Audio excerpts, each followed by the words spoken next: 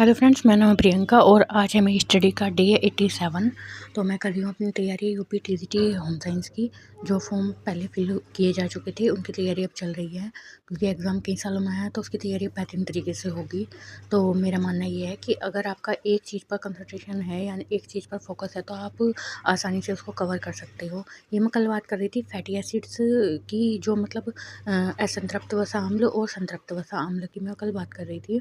तो इसमें थोड़ी-सी ये है कि मतलब मक्खन के बारे में भी है कि मक्खन में कौन-सी महक के लिए कौन-सा ज़िम्मेदार है, कैप्रोइक एसिड है या ब्यूटायरिक एसिड है या कोई सा भी, मतलब कौन-कौन से हैं, मतलब उसमें ऑप्शन आते हैं क्वेश्चंस में। तो और सतन जो वो सॉरी संतृप्त वसा अम्ल है, वे कौन है? असंतृप्त वसा अम्ल में कौन आता है? म्यूफा, प्यूफा कौन है? ओमेगा 3, ओमेगा 6 क्या है? तो और इनमें मतलब वनस्पति या जो प्राणी जो होते हैं, इनमें क्या-क्या पूछा जाता है, तेल वगैरह इनके बारे में, तो वो मैं देख रही थी। कल जैसे कि मैं आपको वीडियो में बता ही रही थी कि मतलब मैं प्रैक्टिस सेट से अपने थोड़े बहुत निकाल लेती हूँ क्वेश्चंस, ताकि इससे पता चल जाता है कि क्वेश्चंस पूछे हुए हैं और मतलब हमारे नोट्स में नहीं है, तो मैं उनको उतार लेती हूँ। इससे नॉलेज बढ़ती है और साथ के साथ नोट्स के साथ-साथ चीज़ें तैयार होती रहती हैं, क्योंकि अगर हम बुक से तैयार करते हैं, मुझे बुक से बहुत कम तैयार मतलब नहीं हो पाता मुझसे बुक से कोई भी चीज़ जल्दी से तैयार। लेकिन अगर मैं प्रैक्टिस सेट के वो सॉरी अगर मैं अपने नोट्स जो हाथ से लिखे हुए होते हैं उनको मैं पढ़ती हूँ, तो वो मेरे बहुत जल्दी याद हो जाता है। जैसे कि इसमें लिखा हुआ है, ये नवजात बच्चे के लिए हीमोग्लोबिन की मात्रा बच्चे के लिए बेशक पुरुष और महिला के लिए, क्योंकि इसमें पूछा गया था, एक क्वेश्चन आया हुआ है कि 12 साल की लड़की के लिए हीमोग्लोबिन की कितनी मात्रा की ज़रूरत पड़ेगी। तो वो मैं आपको बता रही हूँ कि मतलब ये लसिका द्रव्य की प्रकृति, ये सब रक्त समूह और आरएच असंगता में पूछा गया था एक क्वेश्चन। तो वो मैं देख रही थी, तो जो मुझे मेन से लगते हैं, मतलब ऐसा लगता है कि पूछे जा चुके हैं और उनको एक बार दोहराने की ज़रूरत है, तो मैं उन्हें लिख लेती हूँ बुक्स में, उसमें बुक्स सॉरी नोट्स में अपने प्रिपेयर करने के लिए उन्हें पहले लिख लेती हूँ।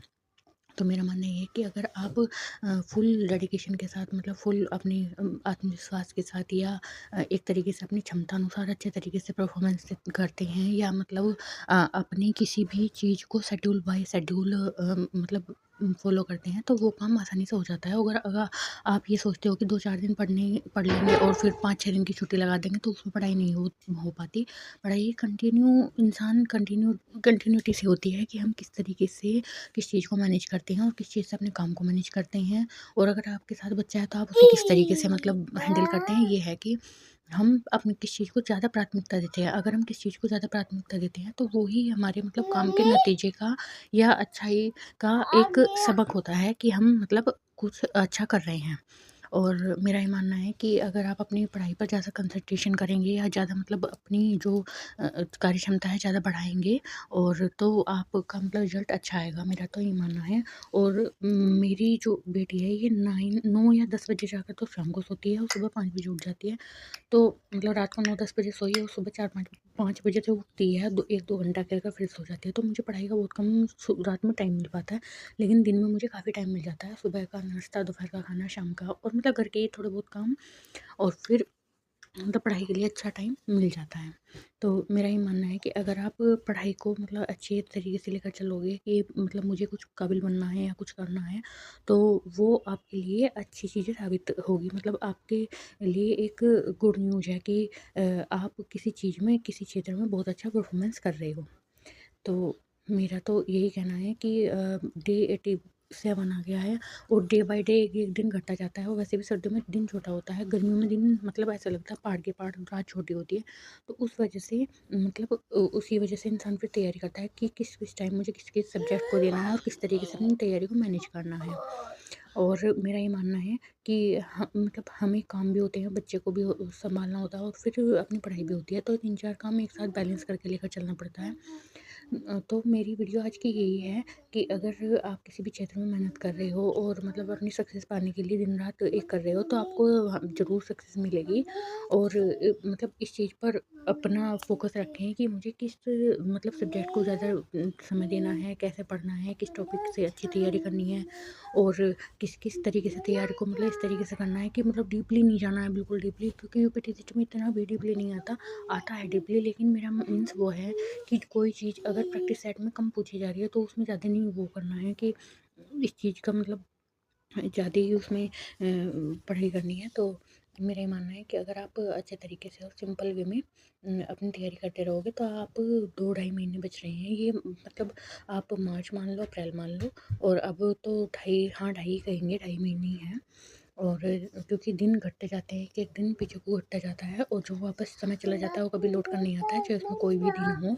और मेरा तो यही मानना है कि आप अपनी तैयारी को मतलब अच्छे तरीके से करें, और कोई भी चीज़ छूटने ना पाए, चाहे आप उसे कम टाइम दें, कोई चीज़ हार्ड है उसे कम टाइम दें, लेकिन फिर आप अगर उसे दोबारा दोहराएँ तो वो आपको बिल्कुल मेन दिमाग में छप जाना चाहिए कि हाँ, मैंने ये मतलब अच्छे तरीके से तैयार कर लिया। मेरे साथ एक समस्या है कि मैं अगर बुक से या नोट से पढ़ रही हूँ तो मुझे लिख-लिख कर याद होता है। अगर मैं लिख कर अगर याद करती हूँ तो मेरा स्थायी हो जाता है। जैसे कि मैंने कुछ लिखा हुआ है और मैं दूसरे माइंड से मतलब इसके थ्रू तैयारी कर रही हूँ। तो मेरा ये एक रफ़ बाइंडर मेरे साथ रहता है।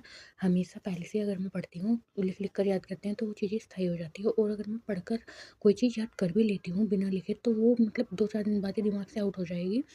तो अगर हम मतलब चीज़ों को लिख-लिख कर याद करते हैं तो वो हमारे दिमाग में स्थायी हो जाता है।